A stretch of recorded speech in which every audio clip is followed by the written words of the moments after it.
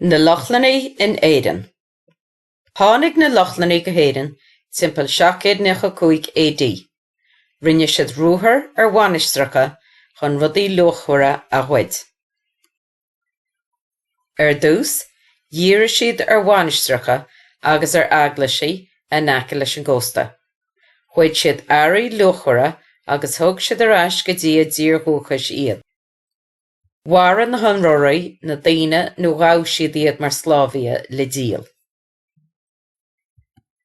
Díalú iad I margaí.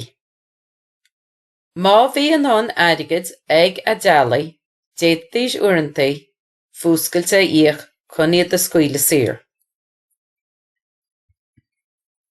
Cuireadh na gialla is slabhraí agus an gláis, agus bhí líochra a fearra orra chun iad a chosc ó éilú. Thug na manaí thuair chruinne ionas go mbeadh áit sábhailte acu le dul abhailach le líon ionsaithe Lochlannaigh. Ach tar éis tamil, thugtar go leor Lochlannaigh fannacht agus lonnaíochtaí a thógáil. Thug siad bailte gord an chósta mar bhí sé éasca na longa a thuairte dír. Tá cuid de na bailte Lochlannaigh is cáiliúla in Éirinn ina measc. Baile Clia, Loch Garman, Port Larriga, Corca agus Limnach.